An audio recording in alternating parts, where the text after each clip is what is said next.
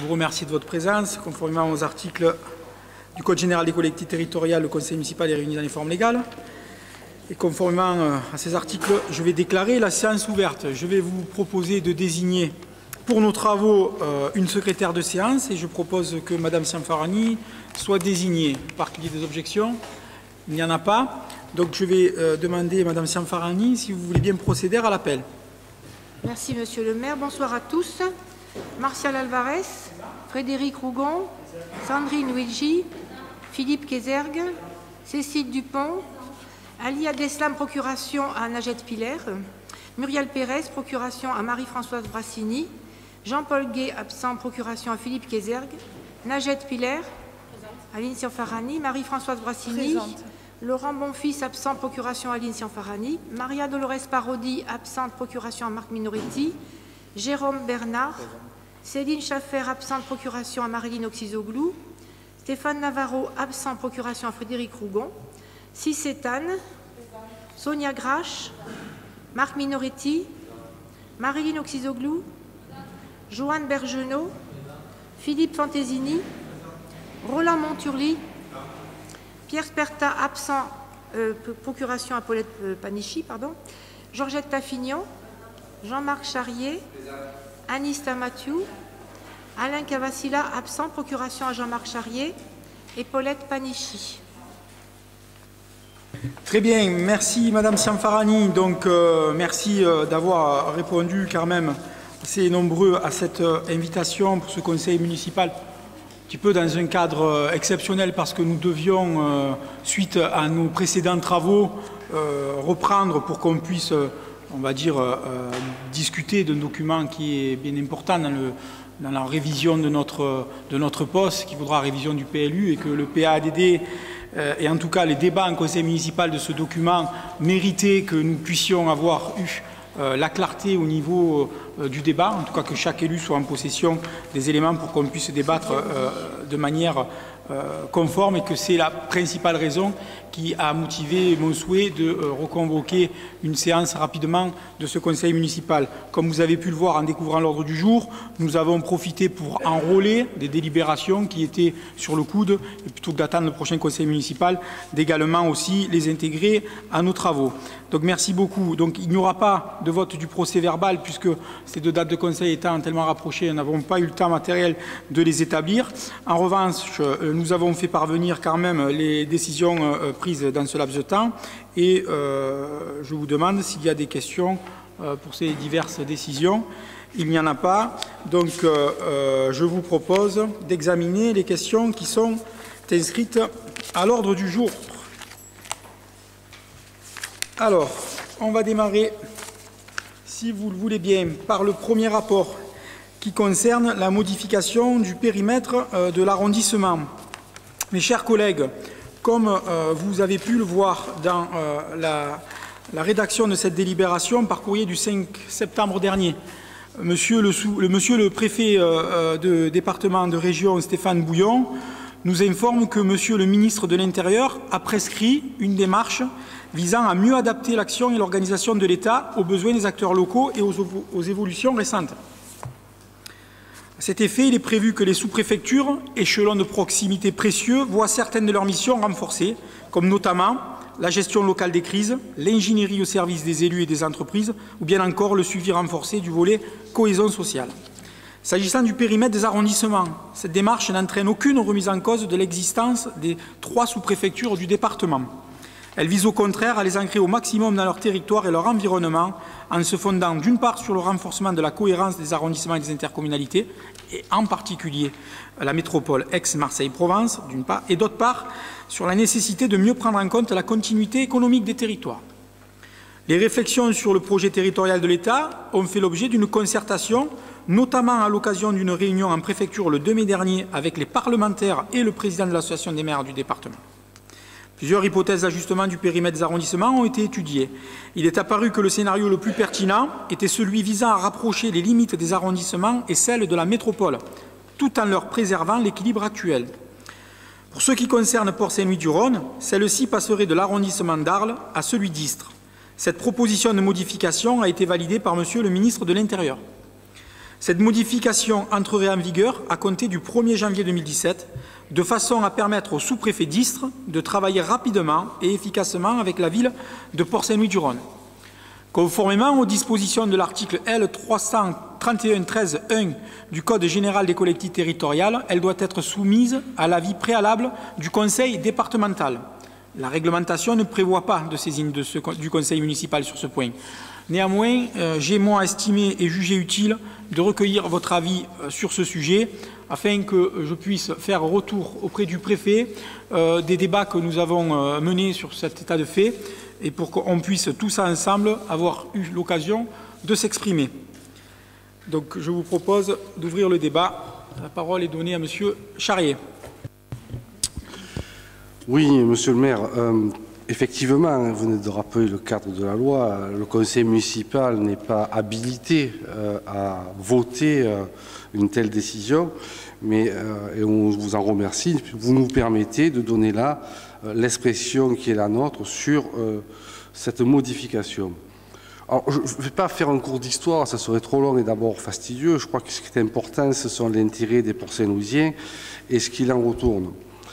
Je crois que l'attachement qui est celui des Port-Saint-Louisiens au territoire du Pays d'Arles, je dirais en général, est avant tout historique, puisque notre ville s'est créée le 18 mars 1904 du fait, je dirais, d'une indépendance vis-à-vis de Arles.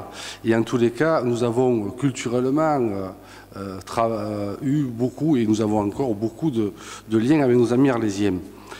Nous avons aussi des thématiques communes. Le Rhône, le plan Rhône est une question très importante pour nous puisqu'elle détermine, on va parler tout à l'heure du PLU, elle détermine les zones inondables, elle détermine les possibilités de développement et nous avons là un dénominateur commun avec toutes les villes qui sont situées dans l'arrondissement de la sous-préfecture d'Arles, qui est le Rhône et la protection des populations.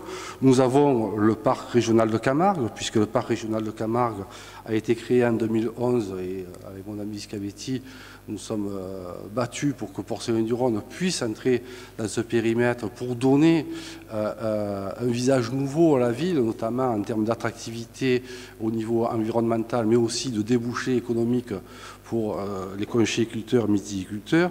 En matière de démoustication, puisque la démoustication telle qu'elle est faite aujourd'hui dans notre périmètre est tout à fait différente de ce qui se fait dans le reste du département. Et en matière également du bac de Barcarin, puis qui regroupe à la fois les habitants de Saint-Giraud, qui sont la commune de Darles, et ceux de Port-Saint-Louis-du-Rhône, c'est important. Et en matière de scolarité, puisque tous nos lycéens aujourd'hui sont scolarisés sur Arles. Donc cette volonté de l'État de reconsidérer les arrondissements des sous-préfectures, non plus à partir des cantons tel que la loi le prévoyait hier, mais à partir des intercommunalités, s'inscrit dans cette logique de la loi NOTRe de vouloir progressivement éloigner, je dirais, des citoyens des centres décisionnels. Je rappelle que le canton nouvellement redécoupé avait été conçu de la sorte, et le législateur l'avait voulu ainsi, afin de regrouper dans un même territoire les communes qui sont concernées par le parc régional de Camargue, que ce soit les Saintes-Maries, Arles ou Port-Saint-Louis-du-Rhône. Donc aujourd'hui, nous avons donc cette préfiguration-là.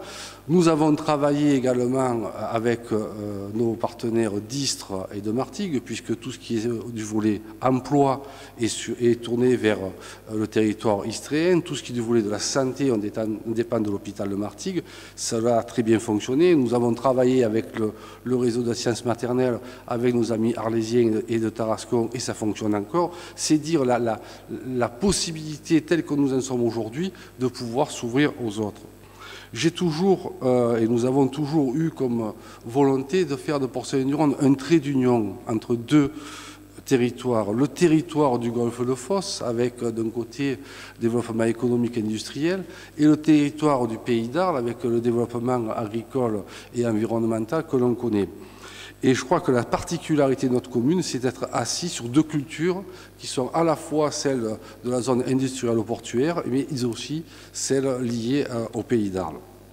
Alors, très certainement, vous avez pris connaissance du rapport présenté par Hervé Marseille, ça ne s'invente pas, c'est son nom, c'est le programme 307 qui est l'administration territoriale. En fait, ce projet a pour but, Sarkozy-Fillon avait prévu la RGPP, la révision générale des politiques publiques, qui a conduit à la réduction drastique de nombre de fonctionnaires. Là, c'est une modernisation des territoires qui se traduit, et c'est écrit ainsi dans les textes, dès 2016, au plan national, par la suppression de 200 emplois équivalents temps plein.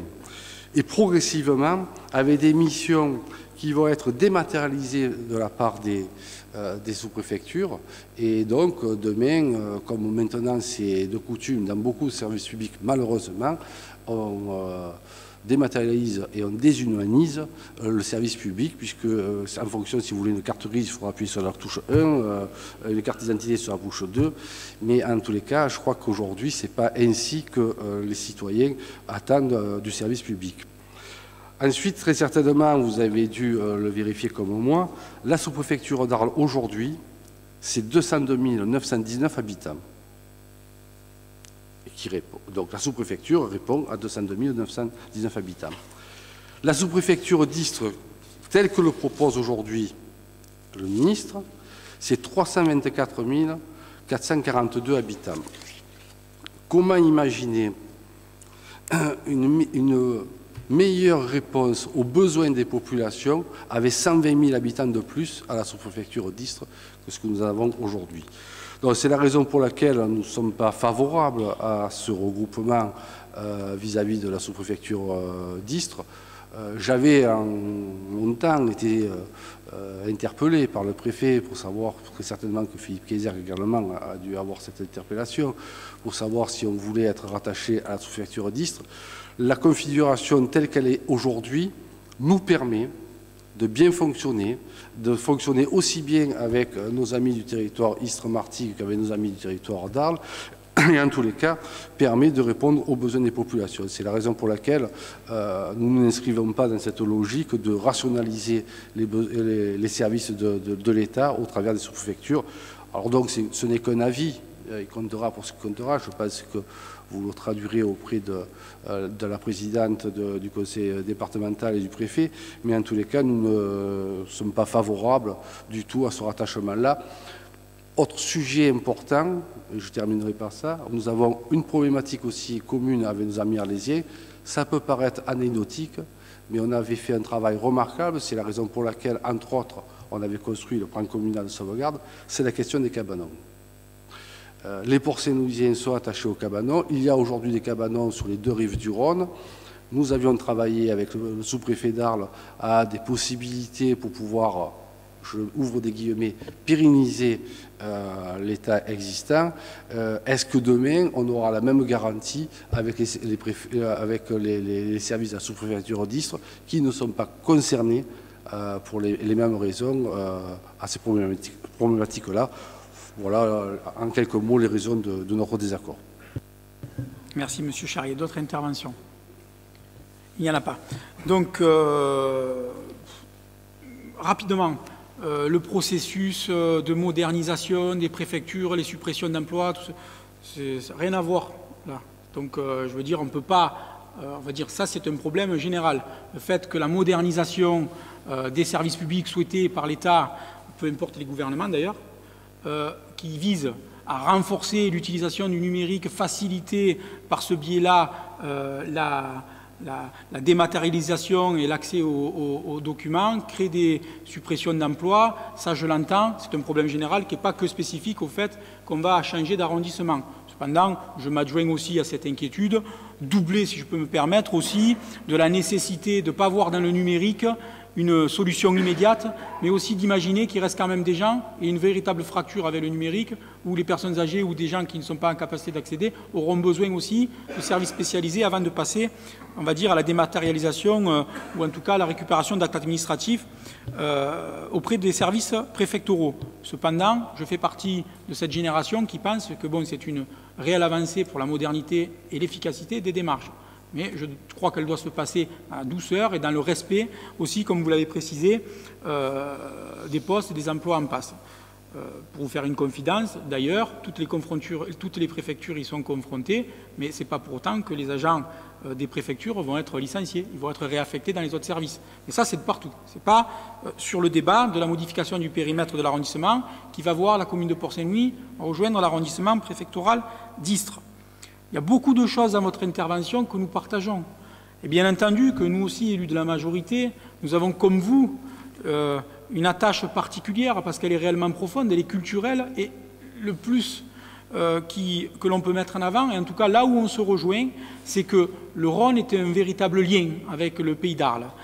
Bien entendu, les problématiques qui sont liées au Rhône, aux crues, aux plans communaux de sauvegarde impliquera notre vigilance sur cette spécificité des dossiers sur lesquels on a commencé déjà, en tout cas j'ai commencé à présenter au sous-préfet d'Istres, la manière dont nous avions avancé, et je dirais même plus, la manière dont la ville de Port-Saint-Louis-du-Rhône s'était inscrite, sous votre impulsion notamment, dans la mise en place d'un plan communal de sauvegarde qui pouvait amener des réponses plus efficaces que ce que Arles même nous proposait. Et combien de fois vous avez sûrement dû avoir des discussions, en tout cas moi j'ai eu des rencontres avec Hervé Schiavetti, pour leur dire qu'il était important de prendre en compte encore plus que de la manière dont ils faisaient la problématique des cabanons sur lequel eux étaient éloignés un petit peu des inquiétudes parce que ce n'étaient pas des habitants de Arles, mais vous, comme moi, le savez, ce sont des habitants de Port-Saint-Louis-du-Rhône et nous avons agi de cette manière-là, de manière remarquable, parce que ce qui a été construit en matière de plan communal de sauvegarde a permis aussi, sur la fiche cabanon, d'apporter aux Arlésiens, on va dire, une argumentation supplémentaire, même si on peut, pour l'instant, se féliciter de rien. On a, pour l'instant, en tout cas, devant nous, une situation qui semblerait un petit peu apaisée. Mais de toute façon, ces problématiques-là, en tout cas comme j'ai pu les comprendre et comme vous avez dû les analyser, sont surtout sous l'égide du préfet qui commande à ses équipes la DDTM et toute cette problématique ne dépendent pas des sous-préfectures d'arrondissement uniquement, même si les sous-préfets coordonnent les services et la DDTM ont des services au niveau de la préfecture de département et de région qui est plus spécifiquement dédié à ces actions-là, mais ça on vous l'accorde. Et ce lien culturel, naturel de par le Rhône apporte, on va dire, cette nostalgie qui vise à un profond changement d'habitude, même si, et nous en avons discuté avec les élus, il faut aussi s'avouer que petit à petit, la ville de Port-Saint-Louis-du-Rhône s'est quand même résolument tournée vers la zone industrielle de Fos et vers cette métropole qui se crée et qui est en place aujourd'hui et qui conduit aussi à se poser la véritable question. Bien souvent, on parle d'inquiétude dans l'avenir parce qu'on s'accroche au passé.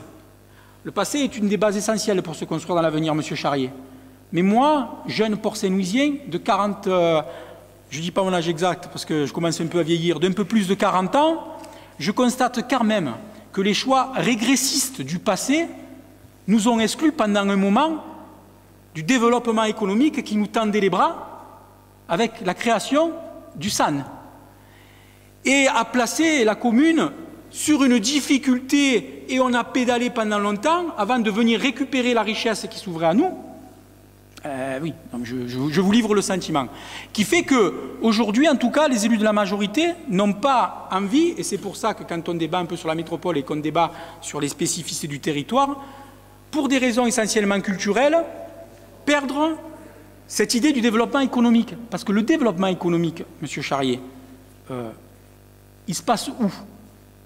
Il se passe concrètement avec le développement de la ZIP et avec le développement de tous les pôles d'excellence qui vont se passer sur le territoire de la métropole. On a les projets d'éolien, on a le pôle nautique, on a le pôle aéronautique, on a les projets de développement qui se situent sur la zone de Fos et notamment Pictot, on a ici, avec le développement du terminal à conteneurs, vraiment toute la richesse qui faisait tout aussi la difficulté de notre territoire. Parce que si on rentre dans les détails de l'histoire, on peut s'apercevoir que l'origine de la sous-préfecture d'Istres, elle naît avant tout de la volonté de créer une unité de sous-préfecture de proximité qui est liée à la création de cette zone industrielle ou portuaire et de cette économie basée aussi au travers des hydrocarbures et du développement portuaire. Et elle regroupe, cet arrondissement, que 18 communes, avec un peu plus de population, certes, mais présente quand même la particularité d'avoir des services dédiés spécialement pour le développement économique. Aucune autre préfecture d'arrondissement n'a un service économie, un bureau dédié pour porter les projets. Nous avons raté, avec l'installation de Bouygues, qui allait mettre en place les enrochements pour alimenter l'agrandissement de Monaco, parce qu'ils veulent se développer sur la mer, parce qu'au moment de porter les projets, sous la commande du sous-préfet d'Istres, les réflexions qui se sont menées sur la DARS 2, sur la DARS 1, ont conduit à des impossibilités. Et quand on a voulu commencer à réfléchir pour venir sur la DARS 3, c'était plus de la compétence de l'arrondissement d'Istres. Donc on a cessé les process. Autre problématique, la prostitution. Vous le voyez comme moi, tous les jours. Quand nous nous dirigeons vers le rond-point de la Fossette, nous avons une problématique qui est très difficile à résoudre, puisqu'on est en même temps sur la zone de police du secteur de Martigues, mais on ne peut pas agir directement parce que ça se prolonge aussi sur des secteurs qui sont liés à la compétence de l'arrondissement de Arles. Les problèmes liés au trafic de drogue avec l'économie portuaire, avec une frontière administrative qui pose des problématiques, on reste quand même, Monsieur Charrier, ici, et il faut le concevoir, dans une logique et dans une évidence de cohérence pour amener des réponses. Alors moi, on est tout à fait d'accord avec ce que vous dites. Par contre, on a essayé d'avoir la réflexion inverse. Moi, je crois qu'on peut garder cet attachement profondément culturel avec le pays d'Arles. Pour vous dire, moi, j'adore la culture, mais encore plus la culture de l'argent et du développement économique. Et en tout cas, c'est ce que nous offre l'horizon au travers du développement métropolitain et que nous pouvons garder attache au pays d'Arles sur des liens culturels, sur ce lien avec le parc, parce que demain, nous appartenons toujours au parc de Camargue. Hein. Demain, pour l'instant, la trésorerie, ça sera toujours la trésorerie d'Arles. Demain, nous dépendrons toujours du tribunal de Tarascon. Peut-être les choses évolueront, mais la réalité, c'est celle-là. Là, on est vraiment dans un échelon administratif qui va nous conduire à une logique, à une cohérence de portage des dossiers. Et quand on sait demain la connexion, mais très importante, qui va faire que dans cet espace métropolitain, la cohérence, la collaboration et on va dire la transversalité sur l'ensemble des dossiers du territoire que nous devrons porter avec les collègues, le maire d'Istres, le maire de Fos, le maire de Miramas, le maire de Grans, le maire de Cornillon, pour faire valoir cette puissance du territoire du San, et même si on va au-delà avec le maire de Port-de-Bouc, le maire de Martigues et madame le maire de Saint-Mitre, devons avoir une force et une connexion sur nos projets qui doit trouver aussi un lien dans les relations que nous avons avec l'interlocuteur privilégié qui est la sous-préfecture. Le contrat de ville dépend déjà est porté par la sous-préfecture d'Istres. Donc, petit à petit, les choses nous ont quittés. Donc, nous, on entend tout ça. On pourrait, comment dire, être comme vous, ancré sur des certitudes et préférer dire non et refuser le sens de l'histoire. Mais cependant, pour moi, élève du lycée Pasquet d'Arles, qui fait tous les jours le trajet pour aller là-bas, qui a même été chercher une Arlésienne pour la ramener à Port-Saint-Louis-du-Rhône, bien entendu, je me sens un camarguais à part entière et je me sens appartenant à ce pays d'Arles. Et c'est une chance pour la métropole d'avoir au travers de Port-Saint-Louis-du-Rhône ce trait d'union. Mais ce trait d'union, comme vous le dites, nous on y croit, mais il vaut mieux être trait d'union dans la métropole, dans un espace où la richesse est là, que trait d'union à côté de tout, comme on a pu le passer pendant de nombreuses années, pour attraper après le vélo, le développement économique qu'il y a eu autour de la zone industrielle de Fos, et passer à côté d'une masse d'argent, et on peut se le dire comme on veut, mais qui a été la réalité, qui a conduit Port-Saint-Louis-du-Rhône pendant un petit moment à souffrir de tout ce dont il aurait pu bénéficier. J'ai eu l'occasion de vous le dire lors du dernier conseil municipal. Nous croyons fortement que nous devons être très vigilants face à la diminution des crédits qui nous sont accordés par l'État, du choix du territoire et de la manière dont nous devons porter les projets. Aujourd'hui, même si, comme vous le dites, le canton d'Arles, qui a été fait pour répondre à cette logique de territoire autour du Rhône et trouver ce lien politique autour du parc naturel régional de Camargue, paraît peut-être comme une cohérence. En tout cas, ce qui était effectif et qui était la réalité, c'est que nous appartenons à une autre intercommunalité, c'est que nous devons mener des projets avec d'autres interlocuteurs que le sous-préfet d'Arles. Alors, oui, c'est vrai, on pourrait imaginer que du coup, ça permet aux maires d'avoir des contacts un peu de partout et encore plus de rayonner, mais il n'y a aucune raison que ça ne continue pas, parce que nous aurons toujours les mêmes contacts avec le sous-préfet d'Arles, puisque nous dépendrons du parc naturel Jean de Camargue, et parce que nous aurons des intérêts communs et des limites communes avec cet arrondissement-là.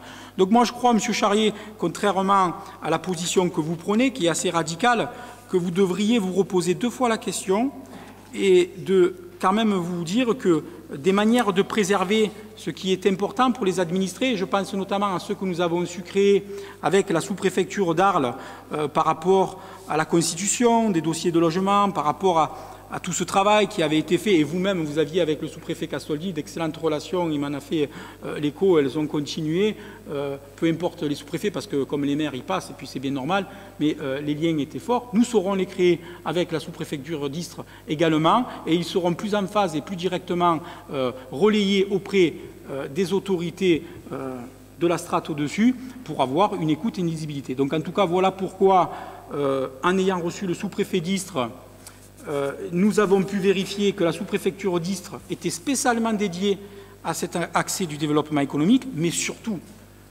et c'est en tout cas souvent un domaine dans lequel vous m'avez alerté, n'oublions pas que la sous-préfecture d'Istres a un bureau aussi dédié de l'environnement et des risques industriels spécifiques, qui sont tout autant d'éléments dangereux par rapport au problème de crue du Rhône, puisque nous avons aussi ce risque industriel à nos portes, et que cette sous-préfecture a des moyens spécialement dédiés qui nous seront fort utiles. Je vous redonne la parole. Merci, Monsieur le maire. Notre vision n'est pas passéiste, et bien au contraire. Vous parliez tout à l'heure d'un passé lointain. Dès 2001, alors que j'étais candidat, j'avais souhaité que la ville adhère au SAN. Et je ne vous ai pas interrompu. Monsieur le maire, je ne vous ai pas interrompu. Merci, non mais je ne vous ai pas interrompu. Permettez-moi de poursuivre mon propos. Permettez-moi de poursuivre mon propos. Allez, il n'y a pas de débat passionné là. Il y a le débat sur quel devenir de Port-Saint-Duron de sa population. Voilà. Monsieur Kézergue a fait la démarche pour que nous rentions dans le SAN, et il a eu raison de le faire. Et il a eu raison de le faire. La richesse économique est sur le golfe de Fos. Et on n'a jamais dit le contraire. Et effectivement, la sous-préfecture d'Istres a des moyens complémentaires pour développer cette richesse économique, parce qu'elle a été, vous venez de l'évoquer, créée pour cette raison. Nous, ce qui nous positionne, c'est quelle réponse aux usagers de la sous-préfecture que sont les Port-Saint-Louisiens. Quand nous sommes dans une sous-préfecture qui a une dimension humaine et qui permet de répondre, vous ne m'écoutez pas, c'est désobligeant, mais c'est pas grave, je suis habitué. Quand on a une sous-préfecture qui permet d'avoir une réponse à dimension humaine aux usagers que sont les Port-Saint-Louisiens, c'est important. Bien entendu, je suppose que le préfet de région n'a pas perdu la raison, qui donnera les moyens aux villes concernées de pouvoir évaluer le plan Rhône, et que le CIMADREM continuera à jouer son rôle. Mais néanmoins, ce n'est pas qu'une question culturelle, encore que la particularité de notre ville, qui est une ville insulaire, qui est une ville où il y a 80 ethnies différentes, c'est-à-dire qu'il y a des gens qui sont venus un peu partout dans le monde. Toutes ces personnes-là ont réussi à créer du commun autour de cette entité-là, autour de cette idée de l'appartenance à un territoire camarguais. Et je pense qu'aujourd'hui, ce n'est pas pour être passéiste, ce n'est pas pour être uniquement sur le volet culturel de notre temps. L'avenir de Port-Saint-Duron se conjugue à la fois avec le territoire arlésien et avec le territoire du golfe de Fos. Si on ne prend pas précaution pour l'avenir de ménager ces deux espaces-là et d'en faire des alliés, effectivement, nous serons en difficulté. Ne nous prenez pas pour responsables sur ce qui s'est passé dans un passé lointain. Nous avons pris nos responsabilités en 2008. En 2008, nous avons créé toutes les conditions pour que Port-Saint-Duron et ses habitants bénéficient de tous les soutiens nécessaires. Et je crois que c'est important de pouvoir le faire dans l'intérêt de la population. Ce qui nous anime, nous, c'est l'intérêt de la population. Le reste, vous parlez beaucoup de la métropole. Je sais que vous voulez réussir la métropole, puisque vous êtes membre de ce groupe aujourd'hui. Mais, entre parenthèses, le groupe de Jean-Claude Gaudin. Le même, quand même, qui, malgré 98% de la population qui a voté contre le projet de l'incinérateur, a mis l'incinérateur sous nos fenêtres. C'est vos nouveaux amis. Tant pis pour le port Saint-Louisier, je dirais.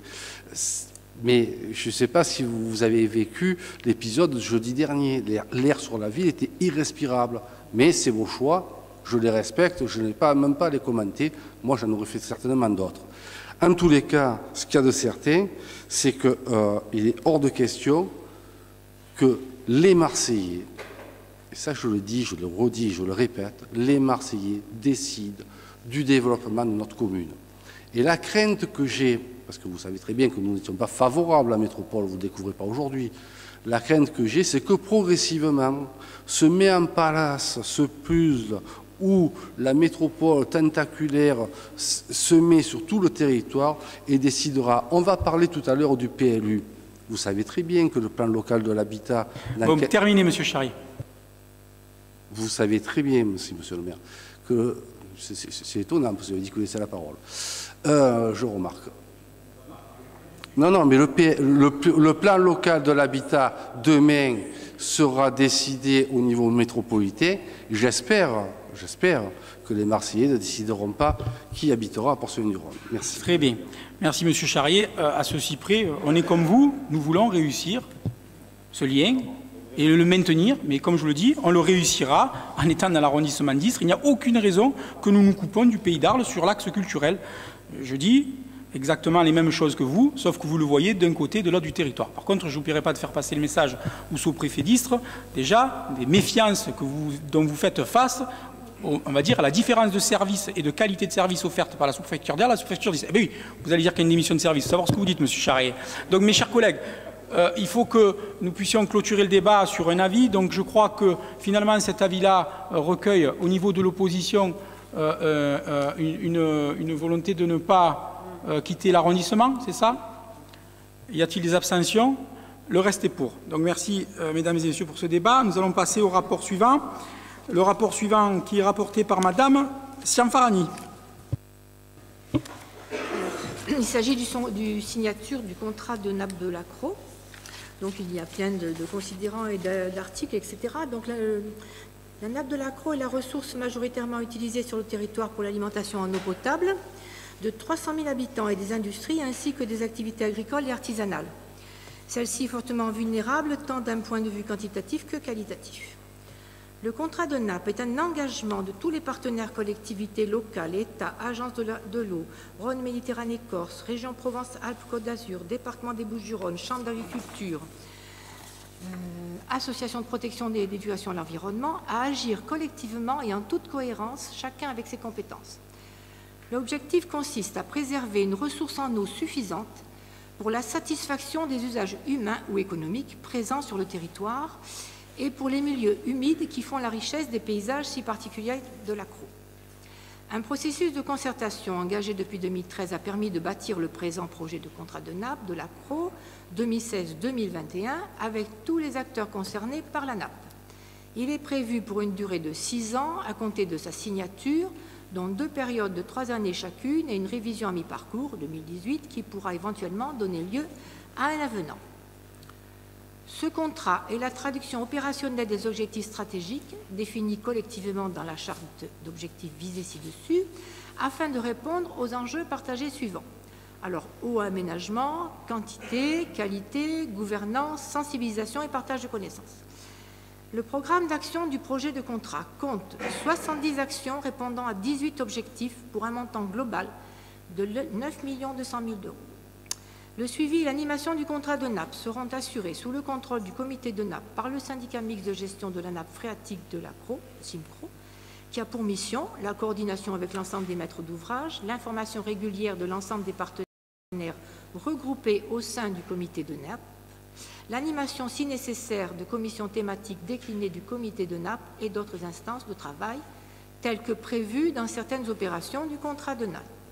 Il est proposé au conseil municipal d'approuver le projet de contrat de nappe de l'ACRO, d'approuver l'implication de la commune décrite ci-dessus et d'autoriser monsieur le maire à signer le contrat.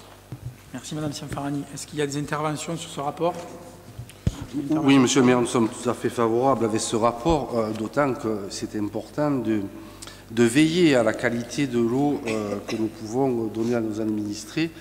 Le département vient de présenter son schéma départemental en direction de l'eau, que ce soit l'eau souterraine ou l'eau de surface. Et en ce qui nous concerne, monsieur le maire, nous sommes directement impactés puisqu'il y avait eu plus qu'un incident, une problématique dans l'ACRO avec la rupture d'une canalisation. Est-ce qu'à ce jour, puisqu'il y avait un certain nombre de relevés qui avaient été faits, nous avons toujours les résultats qui nous permettent d'avoir une eau acceptable? Je pense que oui, puisque les services l'auraient arrêté. Mais est-ce qu'on est toujours dans l'actualité de pouvoir assurer une sécurisation de l'eau à Port-Saint-Muron, puisque nous avions un projet de pouvoir aller capter l'eau un peu plus haut? Est-ce que ce projet est toujours d'actualité ou pas à ce jour? Je profite de la délibération parce que c'est, je crois, très important pour les Port-Saint-Louisiens de savoir que l'eau au robinet aujourd'hui est potable. Merci. Merci Monsieur Charrier, une excellente présentation. Comme je vous l'ai dit en commission, oui bien entendu, notre point de captage au Ventillon est en cours de réalisation. Sur ce rapport, d'autres interventions, on va le soumettre à votre approbation. Y a-t-il des avis contraires? Des abstentions? Adopté à l'unanimité. Merci beaucoup. Le rapport suivant, nous allons parler du projet d'extension du périmètre du contrat de Delta Camargue. C'est Jérôme Bernard. Initié par le parc naturel régional de Camargue, le contrat de Delta Camargue a été signé fin 2012 pour lancer un programme d'action concerté pour une gestion équilibrée et durable de l'eau et des milieux aquatiques de l'île de Camargue. En 2016, une seconde phase du programme est engagée par le parc naturel régional de Camargue. Conformément aux engagements pris par l'article 1.1 de sa charte, le parc propose donc d'étendre la mise en œuvre de ce contrat au territoire ayant intégré son périmètre en 2011, dont la commune de Port-Saint-Louis-du-Rhône. Dans ce cadre, la ville est consultée afin de connaître sa position de principe sur sa possibilité d'intégration du nouveau périmètre du contrat. Les caractéristiques hydrologiques de la ville sont en adéquation avec ce contrat, notamment via la politique de gestion communale des espaces naturels menée depuis de nombreuses années et le contrat de nappe en cours avec le CIMCRO. La culture du risque inondation par le Rhône et par submersion marine fait également partie intégrante de la politique de gestion développée à l'échelle communale. Toutefois, l'Anse de Carteau étant déjà en cours d'étude dans le cadre d'un nouveau contrat de milieu, il est demandé à l'exclure du périmètre du contrat de Delta Camargue, de sorte à ce que tous les contrats de milieu en cours de réalisation se complètent. Il est donc proposé au conseil municipal d'adopter le principe de cette extension sur le territoire de la commune, de demander l'exclusion de l'Anse de Carteau dans ce périmètre et d'autoriser monsieur le maire à signer tous les documents nécessaires à l'exécution de la présente délibération. Merci monsieur Bernard. Des interventions? Monsieur Charrier. Oui, monsieur le maire, lors de la commission, je vous ai fait part de nos interrogations quant à l'exclusion, tout à fait d'accord, à l'extension du parc de Camargue, dans la Camargue gardoise. Mais je vous avais fait part de notre préoccupation concernant l'exclusion de l'Anse de Carteau, notamment en lien avec les activités conchicoles et mythicoles. Donc on a eu une discussion, j'ai pris attache auprès des pêcheurs de la Coupe à Port qui, eux, auraient souhaité que le périmètre soit rattaché, je l'avais déjà exprimé à l'époque, on l'a créé au sud de la rive je vais le dire, du canal Saint-Antoine. Apparemment c'est difficile, mais en tous les cas, concernant l'exclusion de la Anse de Carteau de ce périmètre, concernant leur activité professionnelle, ne posant pas de problème, nous serons favorables donc à cette délibération. Merci monsieur Charrier. Donc vous êtes en train de me dire que la question qui a été posée en commission a été éclaircie pour vous après avoir pris attache auprès des conchyliculteurs, donc ils vous ont confirmé un petit peu ce que je vous ai dit. Bon, ben, très bien. Donc mes chers collègues, même si ce rapport ne nous permettait pas, de toute façon, dans la réflexion telle qu'elle était menée, de considérer l'espace maritime dans ce contrat de Delta, nous avions quand même souhaité marquer notre volonté d'identifier l'anse de Carteau comme une zone à enjeu vraiment importante face à l'industrie portuaire qui se développe sur le golfe de Fos. Comme je vous avais dit lors de notre dernière séance, j'ai lancé rapidement, suite à ma présentation du projet de pôle nautisme-mer à la Villa Méditerranée à Marseille, auprès des élus régionaux, ma volonté de poursuivre avec la métropole, auprès des maires des communes littorales du golfe de Fos, cette volonté de poursuivre au travers d'un contrat de golfe, d'un contrat de baie, quelque chose qui se passait de partout ailleurs, la possibilité d'ancrer dans le marbre les activités, de les figer et notamment pour les préserver. Donc, nous aurons, une fois que ces démarches seront entreprises, en effet, sur l'ensemble de la façade maritime de Port-Saint-Louis-du-Rhône et sur ces terrains qui puissent être en haut sur le nord, on va dire un ensemble de systèmes de gestion, de contrats qui figeront dans le marbre les activités, qui nous préserveront, qui faciliteront la gestion. Et de tout ça, comme M. Charrier vient de le souligner, ça a fait l'objet d'un débat en commission et que c'est la volonté commune de tous les élus de ce territoire de pouvoir se doter d'outils de gestion qui préservent les activités. Et vous le savez, on a souvent dit lorsqu'on a eu l'occasion d'en discuter, encore plus la volonté, c'est bien entendu de préserver justement le maintien de cette filière qui, avec la diversification, avec l'arrivée de l'huître, mérite d'être préservée, suivie de près pour mener le développement. Donc ce rapport va rassembler l'unanimité. Merci beaucoup. Le rapport suivant, Madame Sonia Grache, pour la construction d'une piscine. Monsieur le maire, chers collègues, le schéma directeur des équipements publics communaux souhaité par l'équipe municipale en 2015 a permis de déterminer le niveau d'adéquation et d'inadéquation du patrimoine bâti de la commune avec les besoins et les aspirations de la population actuelle mais aussi future. Disposer d'une vision d'ensemble cohérente et à long terme des actions à construire pour améliorer, optimiser ou rationaliser le patrimoine communal. Une quinzaine de projets ont ainsi pu émerger, portant à la fois sur des opérations de regroupement, de restructuration, de construction neuve ou encore des améliorations. Prioriser 4 projets stratégiques à engager dans le mandat en cours et dont le projet de construction d'une piscine éducative fait partie. Le projet de la construction d'une piscine éducative, premier projet structurant à être lancé, répond aux besoins suivants. En premier lieu, améliorer la condition d'apprentissage de la natation et disposer d'une autonomie de fonctionnement permettant d'étendre les cycles à tous les scolaires, initiation dès la maternelle, perfectionnement de l'apprentissage en élémentaire ou au collège, activités sportives proposées pour le bac au lycée. En second lieu, faire émerger de nouvelles activités liées au milieu aquatique et contribuer à l'appropriation par la population des atouts naturels de Port-Saint-Louis-du-Rhône. Permettre ainsi le lien vers la pratique en milieu marin, partie intégrante de notre environnement naturel.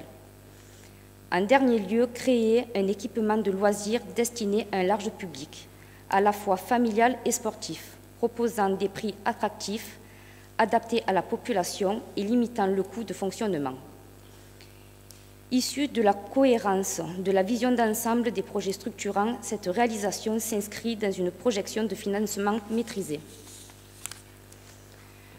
Son ambition est bien de favoriser l'autonomie de la population dans la pratique de son territoire immédiat, élément d'autant plus pertinent dans une commune isolée géographiquement. Le montant prévisionnel de l'opération, hors équipement, télécom et informatique, est de 5 774 426 € hors taxes, valeur pour septembre 2016. La maîtrise d'œuvre du projet sera confiée à une équipe pluridisciplinaire de concepteurs qui sera désignée à l'issue d'un concours sur esquisse. Un jury spécifique est à constituer dans ce cadre. Sa mission consistera à sélectionner les candidats admis à présenter un projet et à procéder dans un second temps au choix du lauréat. Le jury est présidé par le maire ou son représentant et est composé réglementairement à minima par les membres à voix délibérante suivants. 5 membres de la commission d'appel d'offres et autant de suppléants, des personnalités disposant de qualifications exigées des candidats désignés par le président du jury et représentant au moins un tiers du nombre des membres du jury. En outre, le président pourra désigner des personnalités dont la participation représente un intérêt au regard de l'objet du concours. Ces personnes disposeront d'une voix consultative. Le jury sera assisté par la direction des services techniques et par l'équipe de programmation et d'assistance à maîtrise d'ouvrage. À l'exception des membres de la commission d'appel d'offres désignés à la proportionnelle, les autres membres sont désignés par arrêté du maire.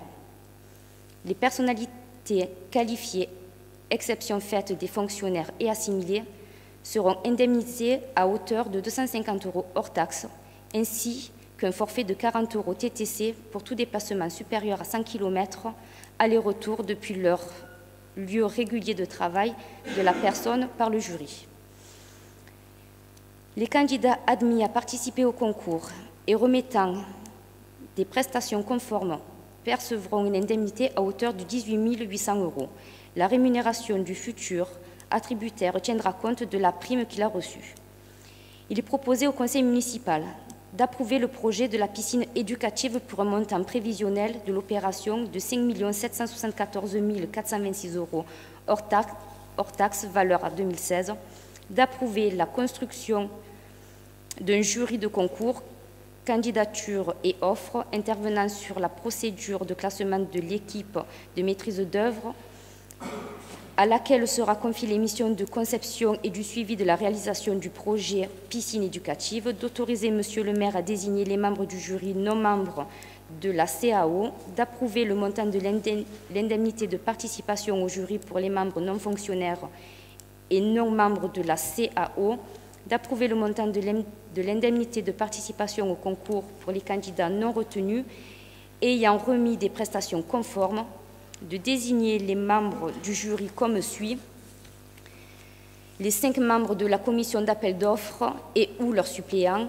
des personnalités disposant de qualifications exigées des candidats désignés par le président du jury et représentant au moins un tiers des membres du jury, d'autoriser Monsieur le maire ou son représentant à solliciter des éventuelles autorisations exigées par le Code de l'urbanisme et le Code de la construction et de l'habitat et le Code de l'environnement, d'autoriser Monsieur le maire et son représentant à solliciter les subventions qui peuvent être allouées.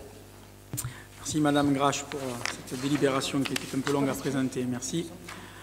Parole, Monsieur Charrier. Oui, Monsieur le maire, que la ville veuille équiper d'équipements structurants nous paraît tout à fait opportun pour notre part, que ce soit l'accueil en mairie ou la rénovation de la salle des mariages, que ce soit la couverture des tennis, la station d'épuration, la crèche, le nouveau collège, la déchetterie et le pôle emploi qui va se créer sur le port auront été pour nous une nécessité à offrir à notre population, tout comme la nécessité d'offrir un pôle culturel. Concernant cette délibération, Monsieur le maire, nous aurons besoin de quelques précisions. La première, c'est où, est-ce que vous savez, au moment où on se parle, à quel endroit va se construire cette piscine, de façon déjà à ce qu'on puisse en faire une idée. Et est-ce que vous avez fait, j'ai déjà eu l'occasion de vous en parler lors du débat d'orientation du JTER, est-ce que vous avez fait le calcul du budget de fonctionnement d'un tel équipement? Et si oui, est-ce que vous pouvez nous le communiquer et peut-être que ça pourra nous aider sur notre position? Très bien, on va faire un peu de politique. Alors le collège, la déchetterie et le déplacement de la décosse, c'est nous qu'on le réalise. Parce que si on se réfère à votre arrivée aux affaires, en 2008, vous avez stoppé toutes les choses qui étaient lancées. Donc on peut considérer qu'on est largement associé à tous ces dossiers-là, puisque nous avons été consultés pour savoir s'il fallait les continuer.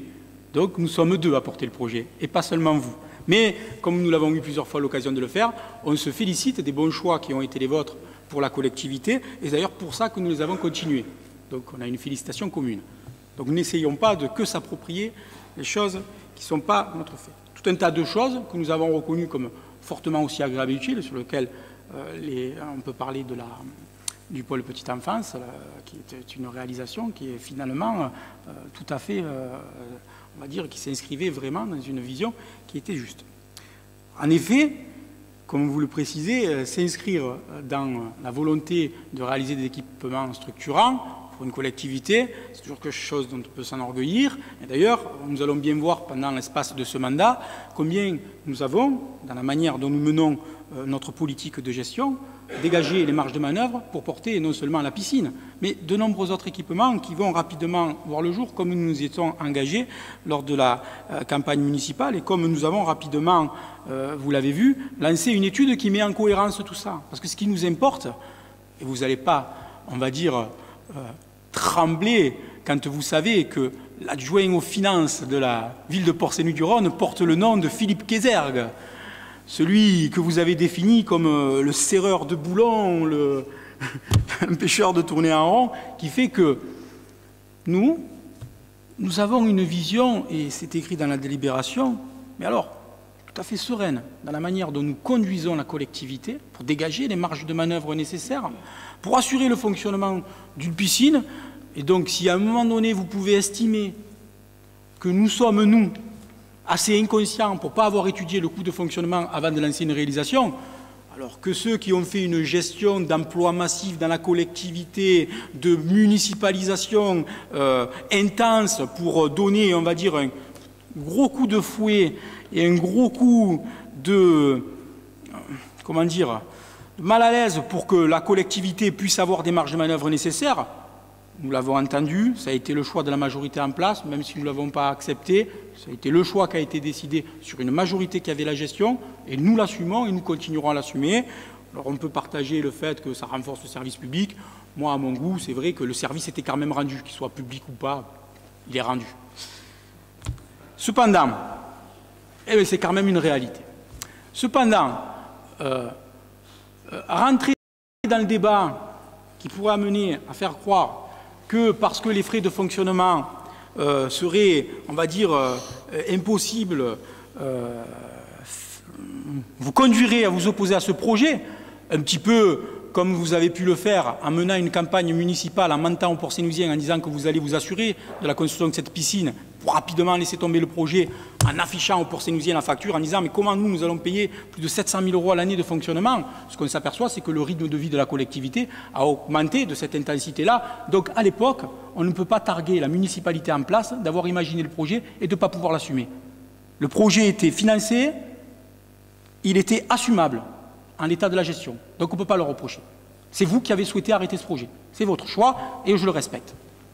Nous venons aux affaires avec cette volonté de rentrer dans la dimension de dire « ça suffit ». On ne peut pas avoir affiché aux Port-Saint-Louisiens, et j'avais le panneau en bas de chez moi, je devais avoir 6 ans ou 7 ans devant Marcel Baudin, que chaque fois que je passais, il indiquait « là, il y aura la piscine ». On ne peut pas avoir menti aux Port-Saint-Louisiens pendant près de 30 ans sans jamais pouvoir se donner l'ambition d'avoir des équipements nécessaires pour la ville, mais aussi pour alimenter le discours qui est toujours le vôtre. Port-Saint-Louis, c'est éloigné géographiquement, Port-Saint-Louis, c'est compliqué.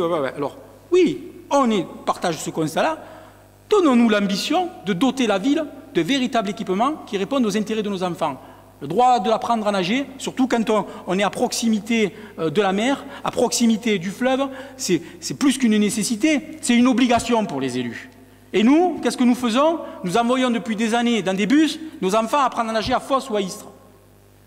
Alors, moi je veux bien tout entendre. Le choix de la majorité municipale, c'est de respecter ses engagements de campagne. Le choix de la majorité municipale, c'était de construire une piscine. L'étude que nous avons menée était de répondre au mieux aux besoins, au type d'affectation de cette piscine. Si nous l'avons appelée piscine éducative, c'est qu'il y aura un vrai sens éducatif pour cette piscine. C'est qu'il y aura un vrai objectif de lier les activités que nous allons développer dans le loisir, dans le cadre des activités maritimes, avec le besoin scolaire et le besoin des lycéens.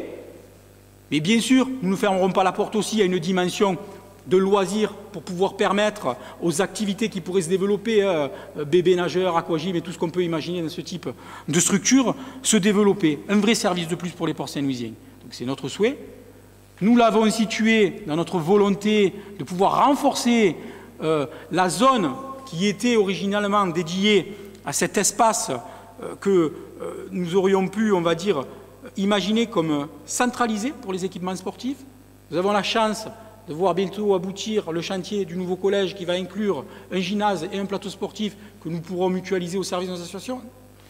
Nous avons la volonté de construire la piscine juste à côté pour offrir cet équipement-là. Nous travaillerons sur la rénovation des équipements dans cet espace. Nous avons le stade à rénover. Nous allons construire des salles sportives à proximité du gymnase Virgile Barrel et nous construirons dès le début de notre deuxième mandat, puisque nous le lancerons pendant que nous serons en train de finir le premier, la rénovation totale ou la reconstruction, restera à définir, du gymnase Virgile Barrel pour offrir sur cet espace une vraie plaine sportive dont nous allons complètement réimaginer la constitution, arrêter de mettre des barrières de partout, de se sentir obligé de tout fermer, mais au contraire de l'ouvrir pour que toutes les familles puissent en profiter. Un espace que nous pourrons traverser du nord au sud, d'est en ouest, avec des vraies solutions de parking, avec des vraies possibilités de vivre dans cet espace, pour vraiment construire ce que vous n'avez pas réussi, même si vous l'avez initié, la possibilité de regrouper tous ces équipements pour vraiment redécouvrir un sport populaire. Je sais que populaire, c'est les mots que vous aimez bien, donc je les emploie.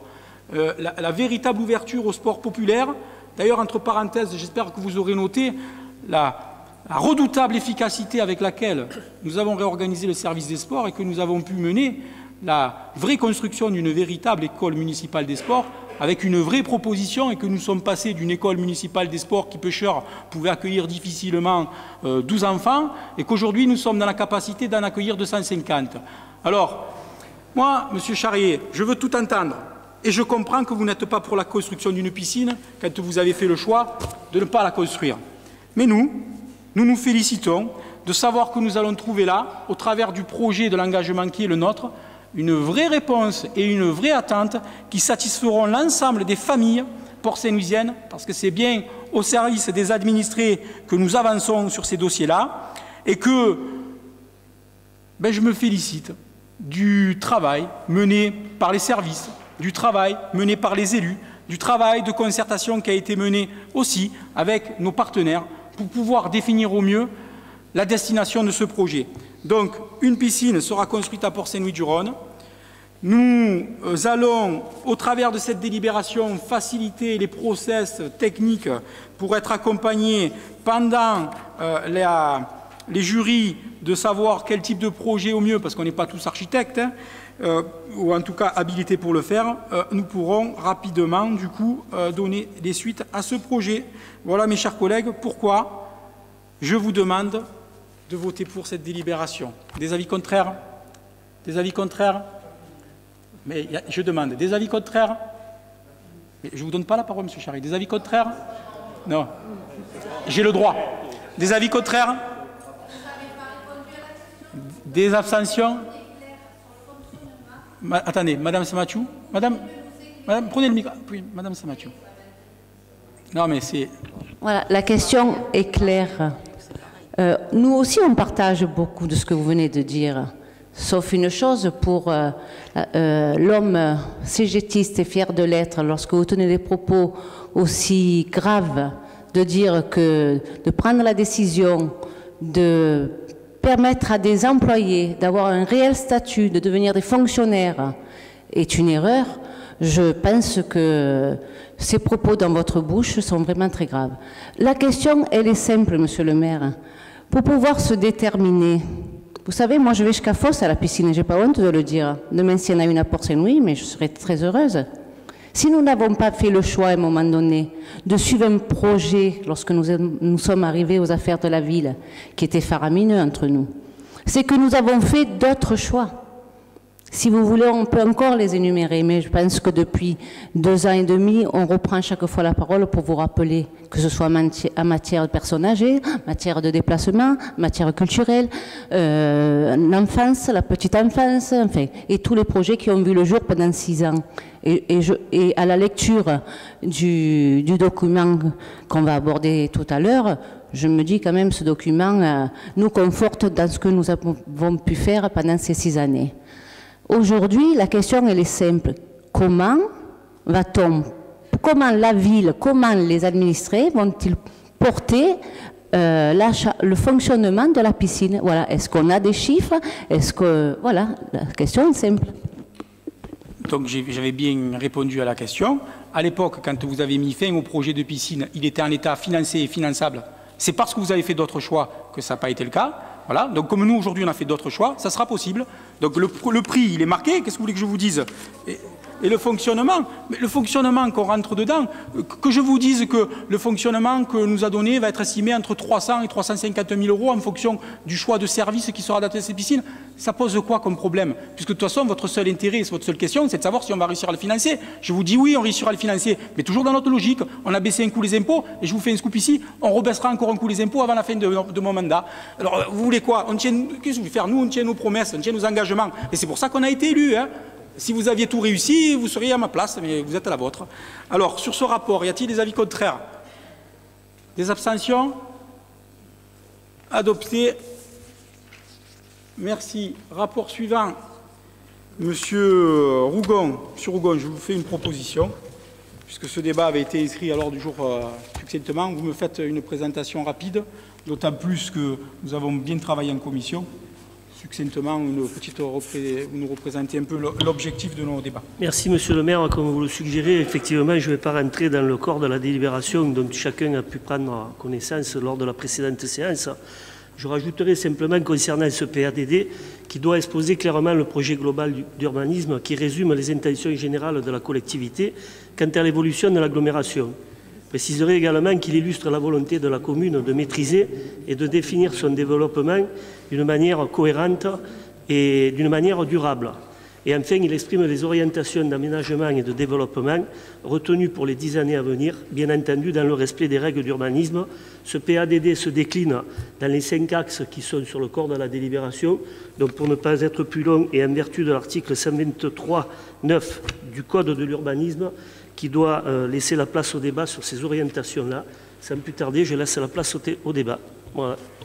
Merci, Monsieur Rougon. Alors, pour être tout à fait complet, mes chers collègues, parce qu'en dehors de se chamailler un peu avec M. Charrier, conseiller municipal, nous avons en général des discussions très constructives, notamment pour la commission.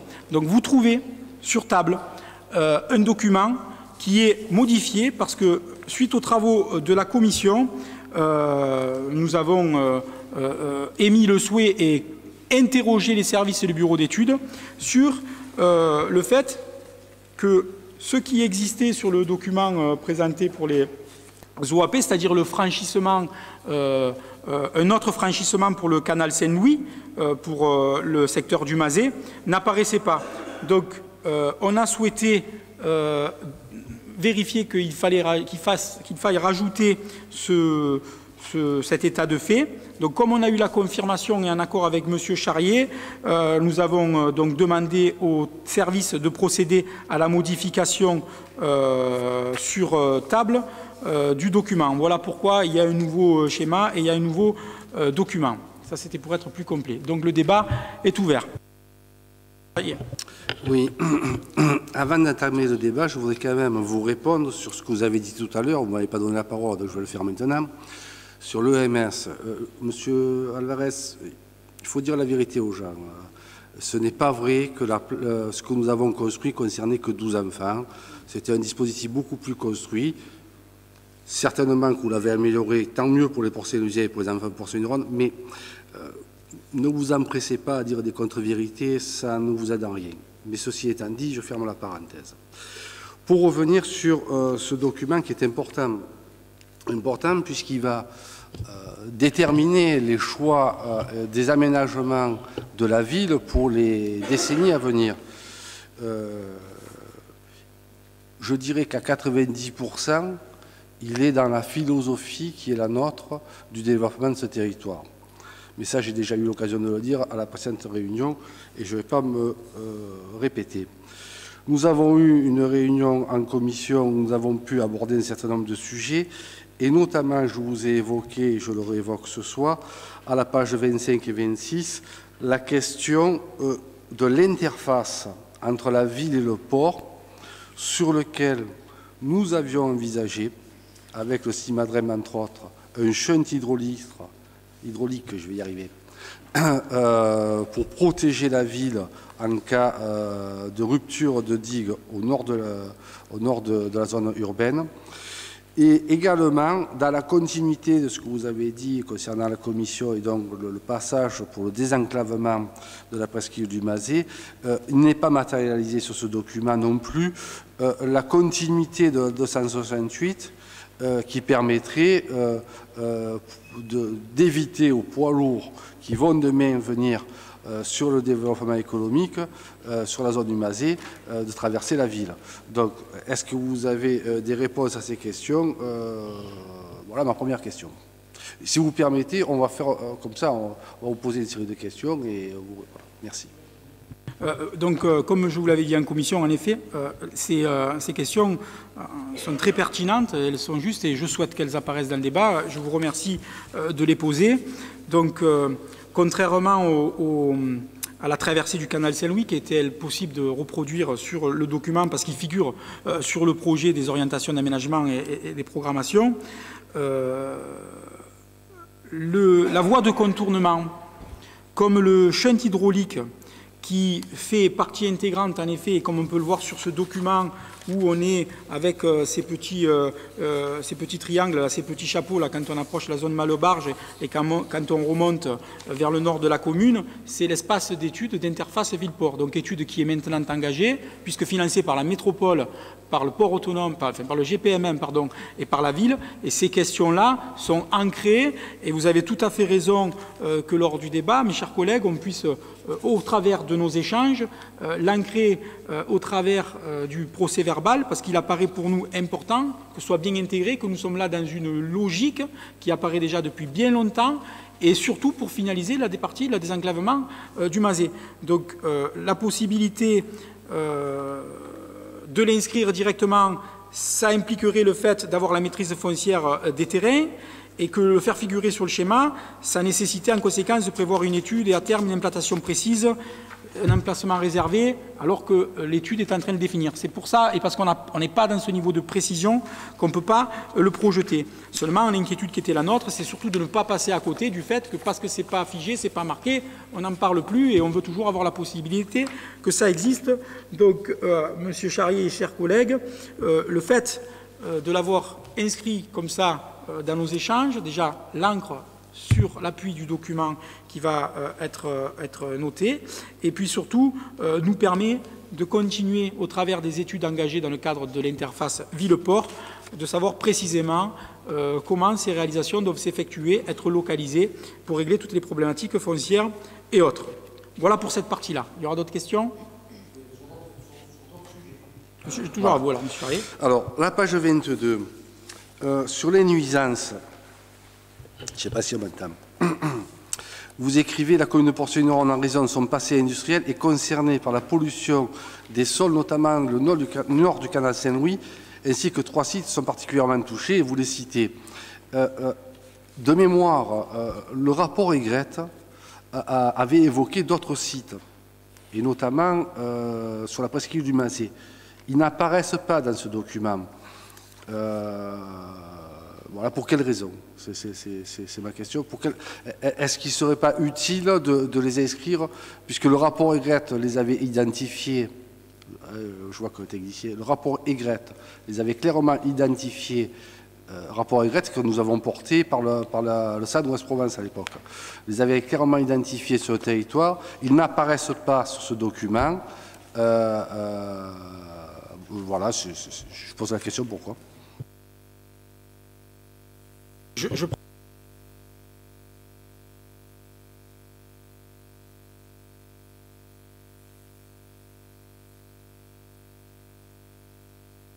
Donc, cette remarque apparaîtra dans le débat, seulement elle n'apparaît pas sur le document parce que le rapport Aigrette faisait apparaître des pollutions qui étaient superficielles au droit des voies et que c'est pour ça que ça n'apparaît pas sur ce document. C'est ce que me disent les services techniques. Donc, moi, ce que je dis, ça apparaît dans le débat. Je ne sais pas après de quelle mesure les précautions sont toujours à prendre pour que ça puisse apparaître ainsi. Allez, page 17, excusez-moi, je vais vous faire retrouver les pages. Alors, dans le développer les modes doux de déplacement, améliorer le maillage urbain. Sur ce sujet, nous partageons pleinement.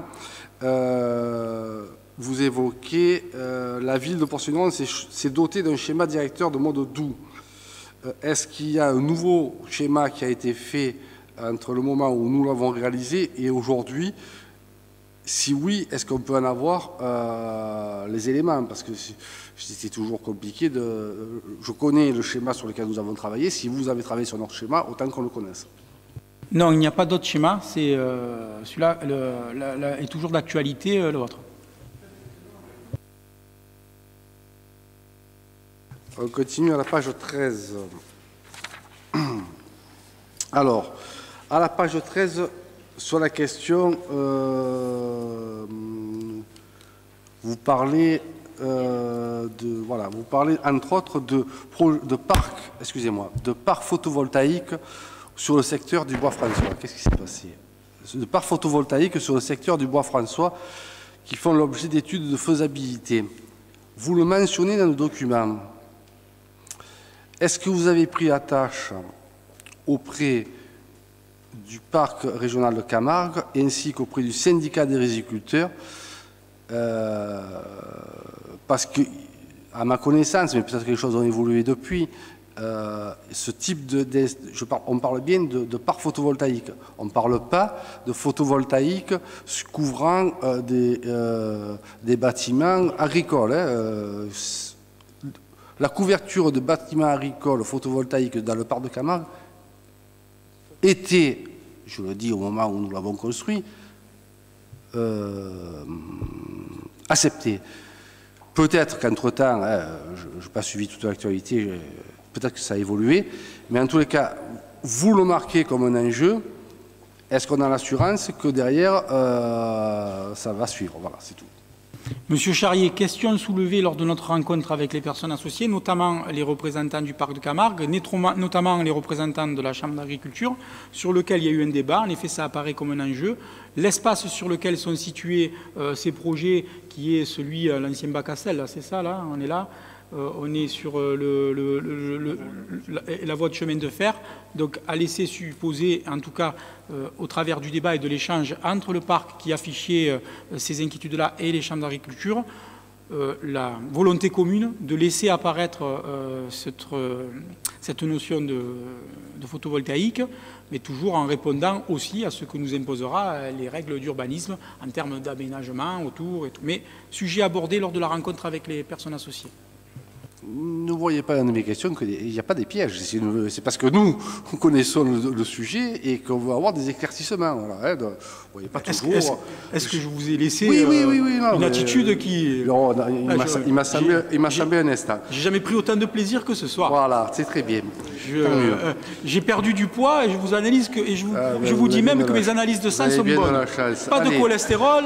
J'ai mon taux de triglycérides qui est passé à 1. Après 15 jours d'effort de régime, je vais pouvoir finaliser mon crédit. Nous sommes heureux pour votre santé et pour votre famille. Alors, on va revenir sur un sujet plus important. C'est la page 12, c'est la presqu'île du Mazet. Sur la page 12, engager le développement économique de la presqu'île du Mazet. Vous dites au deuxième paragraphe, la réflexion économique s'accompagne d'une réflexion environnementale afin de mettre en œuvre un aménagement qui prend en compte les enjeux écologiques du secteur.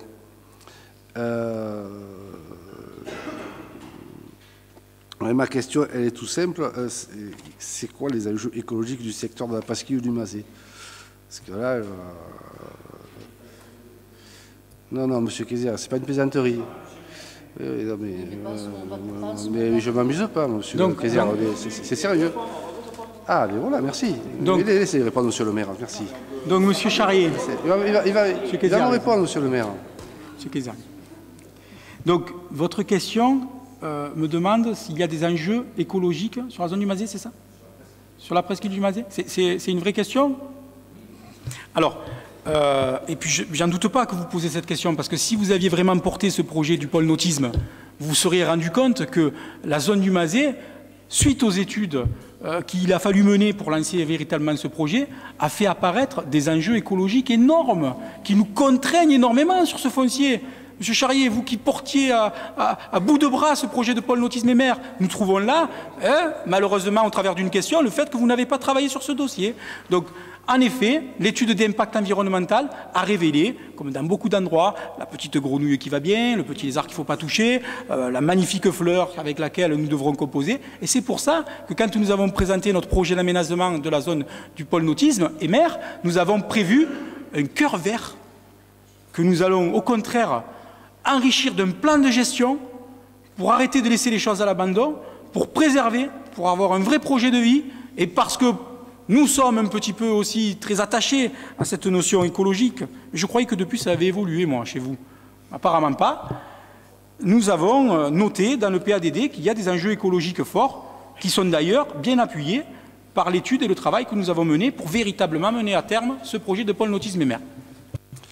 Allez, on ne va pas polémiquer, ça n'a aucun sens, et en plus, ça n'apporte rien au débat qui est celui sur lequel on se penche. Toujours la page 12, donc toujours dans le même document. Le paragraphe concernant l'avant-dernier paragraphe concernant la reconversion du secteur, la commune et le conseil de territoire métropolitain mènent à cet effet plusieurs projets et études. Et là, on parle de la presqu'île du Mazet. Page 12, toujours la même page, page 12. Voilà, dans la continuité. Tout simplement, est-ce que nous pouvons avoir à notre disposition, les élus de la ville de Port-Salut-du-Rhône, les études et projets qui sont menés actuellement, ou s'ils sont finis ou pas, pour pouvoir enrichir notre réflexion sur le PLU? Dommage que vous n'avez pas répondu à nos invitations quand on a présenté publiquement le pôle nautisme. Donc tout est communicable. Donc bien entendu, les services communiqueront les éléments qu'on a pu présenter en séance publique quand nous avons présenté le projet. Rien de plus que ce qu'on a présenté à la population. Merci. L'essentiel, c'est qu'on ait les éléments. Ne vous inquiétez pas, il n'y a pas de malveillance. Alors, maintenant, on va revenir donc. Bien, Monsieur le maire, il ne faudrait quand même pas que ce débat soit un monologue. Je crois qu'à un moment ou à un autre, Monsieur Charrier est bien gentil, il fait état de ses compétences, de ses qualités, de son antériorité dans la gestion, en occultant tout le passé qui était avant lui et dont il a pu profiter. Je crois qu'il est important qu'on puisse les uns et les autres s'interpeller sur un certain nombre de choses. Donc moi, je lui demanderai la parole. Voilà. Voilà. Juste au passage en disant que le PDU, dont on a parlé tout à l'heure, avait été initié sous notre mandat au début et que, bien évidemment, la continuité de la gestion municipale fait que toute municipalité qui succède à une autre continue dans l'intérêt de la population tout ce qui a été initié auparavant, pour ne pas dire en rayant d'un coup de crayon que tout ce qui a été fait avant est à détruire et recommencer quelque chose. La vie n'a pas commencé en 2008, elle a commencé au préalable, et moi à l'époque j'ai suivi les actifs de mon prédécesseur qui avait fait un certain nombre de réalisations, et ça c'est la vie d'une commune qui continue intelligemment. Voilà, donc le PDU il a commencé avant 2008 et aujourd'hui c'est bien, on continue dans cette direction. Moi je voudrais juste réagir sur le début du document, le schéma de cohérence territoriale approuvé en 2015 et qui concerne le territoire Ouest-Provence et qui inclut bien évidemment notre bassin de vie et notre bassin d'emploi. Inclut maintenant les réflexions des zones de Martigues, Port-de-Bouc, Fos-sur-Mer, Saint-Mitre, Istres, Miramas, Cornillon et tous les villes de Ouest-Provence. Ce schéma de cohérence territoriale avait préconisé une augmentation de population de 3 500 habitants sur la zone Fos-Port-Saint-Louis. Et donc, bien évidemment, les réflexions qui ont été menées tiennent compte de ces orientations, mais je dis bien des orientations. Ce n'est pas quelque chose qui nous est imposé par l'État, mais qui permet de se projeter sur les années à venir en ce qui concerne ce territoire du territoire de Ouest-Étang-de-Berre. Et quand on reporte ça à la ville de Port-Saint-Louis-du-Rhône, on voit que dans le document, nous avons une estimation d'une augmentation de 500 habitants jusqu'en 2000. à l'horizon 10 ans, et 9 500 habitants à la fin en direction du SCOT, à la fin du SCOT. Moi, je pose juste la question de savoir si on a bien pris la mesure de l'effort qu'il va falloir faire au niveau municipal. Tout à l'heure, vous insistiez sur ma préoccupation constante de la gestion, puisque à ce jour, la ville n'a jamais été en déficit.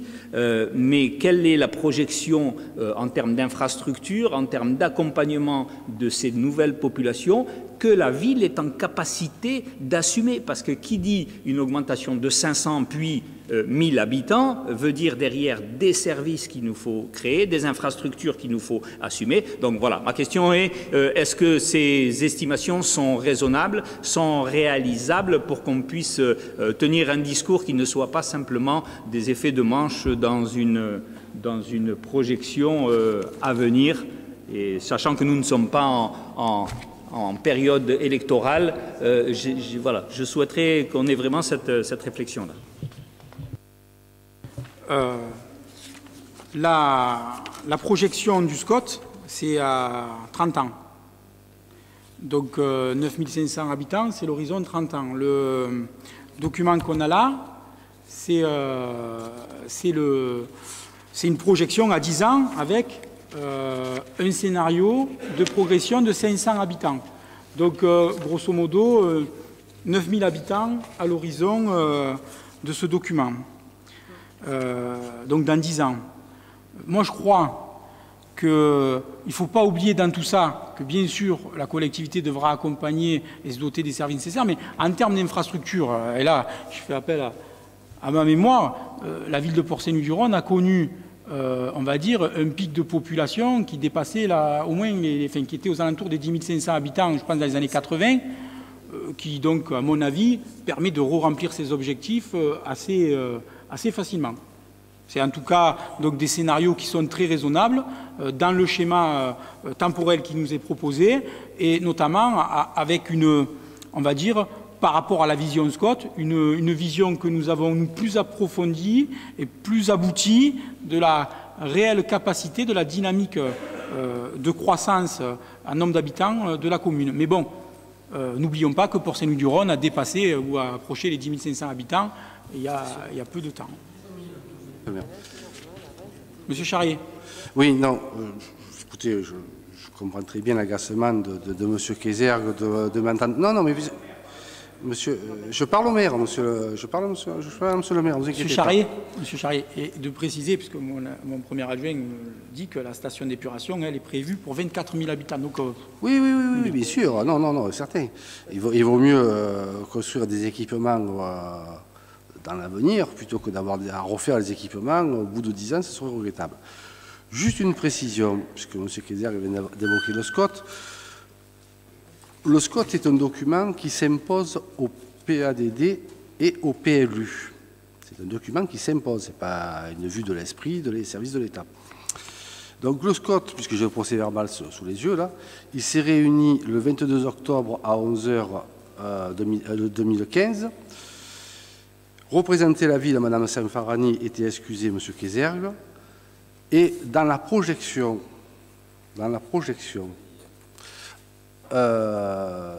de population telle que vient d'être évoquée, la projection s'arrête en 2030. Ce n'est pas pour 30 ans. Il ne faut pas se tromper là. 2016-2030 s'arrête à 30 ans, mais je vais y revenir si vous me permettez de continuer mon propos. C'était juste pour donner cette précision. Quand on lit le document, page 5, je passe page 8, on lit si la production moyenne de 59 logements par an entre 2009 et 2014 a permis de stabiliser la population et d'amorcer une légère croissance démographique, elle n'a pas permis d'accueillir de nouveaux ménages. Ça, c'est une précision importante, je dis bien entre 2009 et 2014. Ensuite, dans le même document à la page 7, adapter et réhabiliter le parc de logements existant. Le parc de logements de Port-Saint-Louis-du-Rhône est un parc de logements vieillissant, avec une problématique spécifique concernant le parc locatif social, dont la moitié des logements a été construite avant 1969. C'était ni vous ni moi, M. Alvarez. l'autre moitié entre 1979 et 1989. Ça, c'est pour la précision qui s'impose. Ensuite, je viendrai sur ma vision des choses, notre vision des choses, excusez-moi. Et sur la page 8, il est écrit « Par ailleurs, un OPAH a été engagé depuis 2012 afin d'améliorer l'état du parc privé.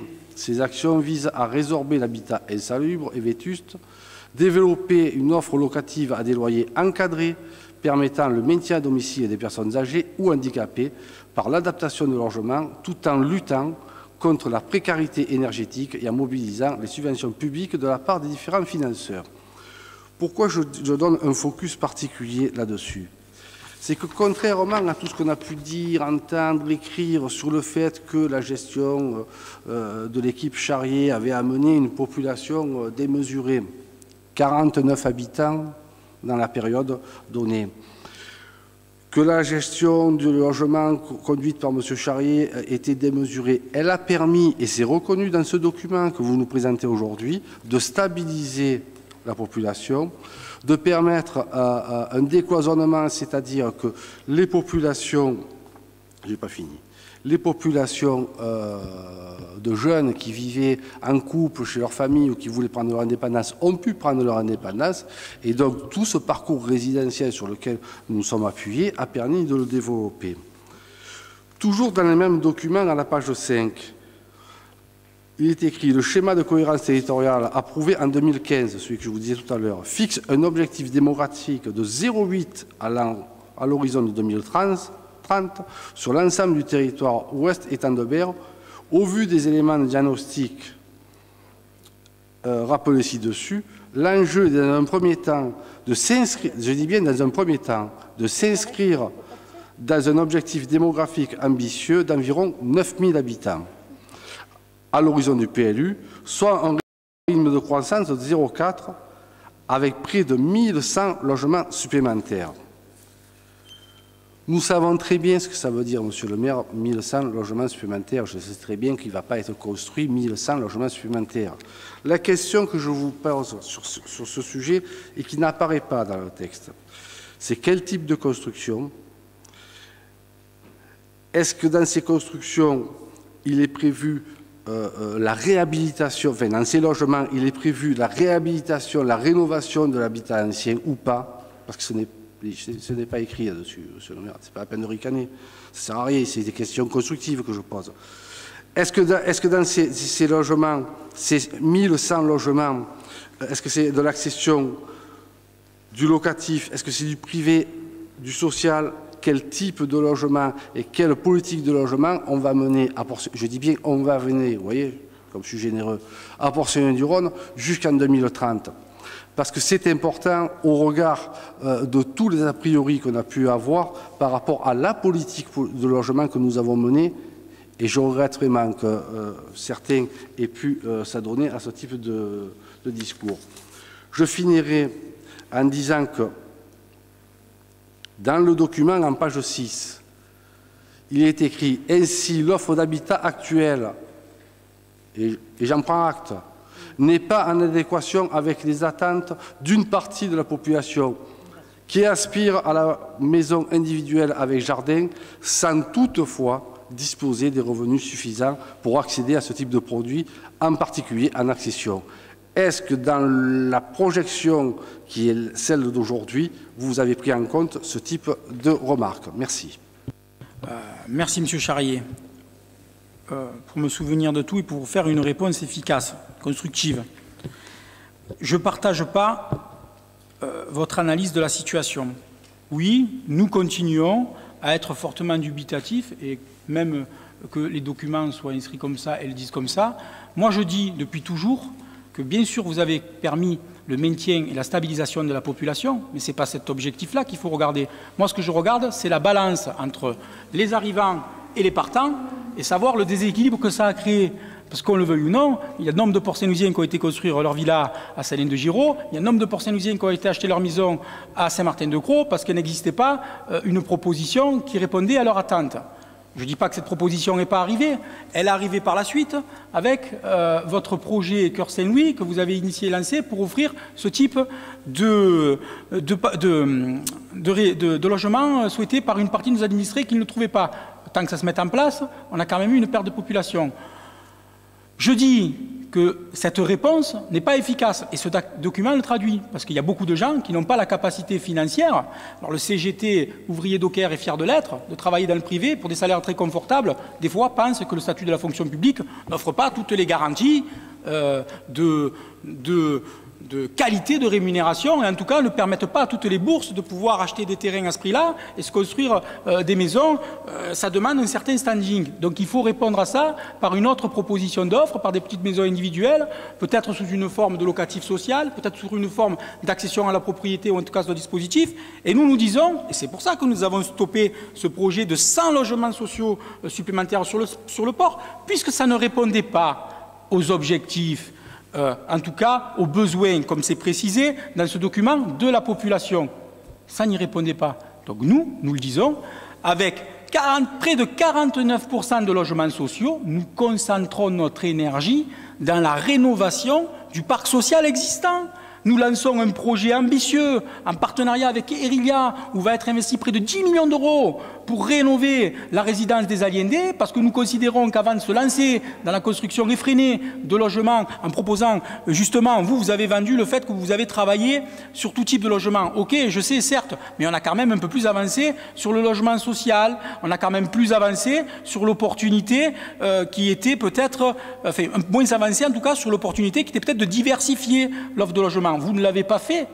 Nous, en tout cas, donc pour apporter une réponse à votre question, 1100 logements supplémentaires, ils ne sont pas tous à construire, et vous le savez très bien, c'est une formulation, c'est technique, il y a des logements qui sont déjà construits, qu'il faut qu'ils soient mis sur le marché, il y a une partie qui ne sera pas réalisée, et en tout cas pour l'autre, elle s'accompagnera d'une réponse très adaptée, d'une proposition de continuer l'offre en logement en lot, accession à la propriété nette, de dispositifs qui marchent bien. D'ailleurs, nous le voyons avec le projet sur le port au-dessus du centre d'embauche où se sont excellemment vendus dans des dispositifs adaptés qui répondent dans l'accession sociale à la propriété qui fait cruellement défaut. Nous allons nous lancer dans des constructions de logements qui répondent aux attentes des ports saint-louisiens. Alors peut-être qu'on n'a gagné que 49 habitants, ce qui nous a permis de stabiliser la population. Je n'ai pas peur de dire ici que dans la balance, par contre, entre ceux qui sont partis et ceux qui ont arrivé, je ne suis pas convaincu qu'on ait gagné un gain potentiel de réel financement de l'ensemble des efforts que la collectivité doit contribuer. Alors ce que je dis là, ça n'engage que moi, mais en tout cas, moi je dis que nous n'avons pas réussi à offrir une offre de logement qui répondent, adaptés et qui répondent aux attentes des ports saint-louisiens. Bon, maintenant, à la limite, chaque fois que j'arrive dans des réunions de maires et tout, moi je ne suis pas embêté. Hein. Il y a l'État, il ne vient pas me demander de construire des logements sociaux. Hein. D'ailleurs, quand je donne mon taux de parc social, ça va, on est tranquille, on est à l'abri. Donc moi, ce que je dis, c'est que oui, il y a eu, pendant votre mandat, peut-être un effort qui n'a pas été assez concentré sur la réhabilitation du social existant. Et il y a eu peut-être pendant votre mandat un déséquilibre que nous sentons maintenant dans l'offre de logement. On va essayer d'y répondre au mieux. Mais en tout cas, voilà, c'est en tout cas notre position. C'est en tout cas notre position. Il y a d'autres interventions ? Si vous permettez, Monsieur le maire. Madame Piller. Monsieur le maire, chers collègues, donc, puisque le débat est ouvert, je souhaiterais ouvrir une parenthèse sur le commerce de proximité, où l'on entend bien qu'au travers de ce document apparaît la nécessité d'imaginer le développement économique de notre ville en intégrant pleinement la diversification de ce développement économique. Donc il est nécessaire de rappeler que la relance du commerce du centre-ville fait partie intégrante de ce PADD, et je souhaitais le préciser. Donc de plus, au-delà des mots, c'est un travail qui a été engagé depuis longtemps, au travers du service dédié au commerce que nous avons souhaité créer au lendemain de notre élection. Donc à ce sujet, je vous rappelle d'ailleurs qu'aura lieu ce week-end la journée nationale du commerce de proximité et de l'artisanat, donc le samedi 8 octobre, qui sera jalonnée d'animations en partenariat avec la nouvelle association des commerçants de la ville. Donc c'est une initiative, Monsieur le maire, dont on peut se féliciter, puisque nous sommes la première commune du département à y participer. C'est une opération qui réunit en France plus de 400 communes qui sont confrontées aussi à la même problématique, un petit peu de fermeture de commerce et de désertification des centres-villes. Donc c'est là un vrai marqueur d'intérêt. On vous attend donc nombreux et nombreuses pour ce moment de convivialité avec nos commerçants. Donc j'en profite aussi, puisque la parole m'est donnée, de conclure sur la nécessité de continuer à bien inscrire dans l'esprit du développement de notre commune, et de ce document le reprend bien d'ailleurs, sur le fait, et j'irai même jusqu'à dire l'impérative nécessité d'améliorer la desserte routière de la ZIP, de Fos, de ses bassins ouest et de celle de notre ville. Donc personnellement, je prends quotidiennement cette route pour me rendre à mon travail, ce qui est particulièrement pénible, car elle est souvent saturée, voire dangereuse. Et que nous ne pouvons envisager un réel développement de notre commune que si et seulement si cette desserte sera améliorée dans l'avenir. Voilà. Donc je souhaitais souligner ces points pour désenclaver un petit peu notre commune. Merci. Merci Madame Piller. Donc vous le voyez, ce document en effet reprend bien cette nécessité d'impérativement et définitivement régler cette problématique de la desserte de la ZIP de Fos, qui constitue aussi la desserte de la commune. Et nous le voyons avec le développement de l'activité liée au bassin ouest, nous nous confrontons de plus en plus à un engorgement de ce réseau-là.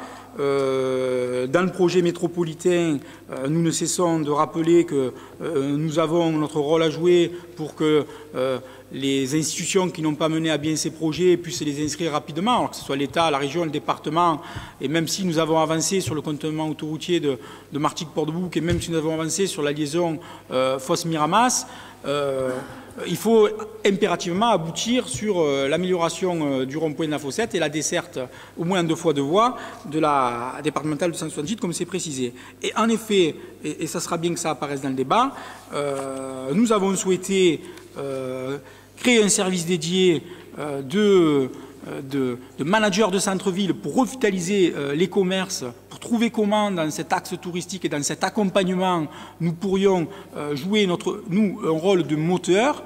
Je vous remercie, dans le cadre de votre délégation, en tout cas, de l'animer avec beaucoup de motivation, et que je me félicite d'ailleurs de l'initiative qui a été la vôtre, de venir soumettre à mon approbation cette volonté de participer à cette journée nationale des commerces de proximité. Ça prouve que nous sommes très ambitieux, très actifs sur le domaine pour être novateurs. Je ne suis pas peu fier, et vous me l'avez dit, que nous soyons la première commune du département des Bouches-du-Rhône à s'inscrire dans ce dispositif. Plus que des mots, c'est la volonté d'accompagner les commerçants qui sont dans la difficulté pour imaginer un autre avenir pour notre ville. Et en effet, c'est ce que nous avons à dire dans ce document. Nous devons forcément développer notre secteur économique en pensant à la diversification de l'ensemble des filières. Merci Mme Piller.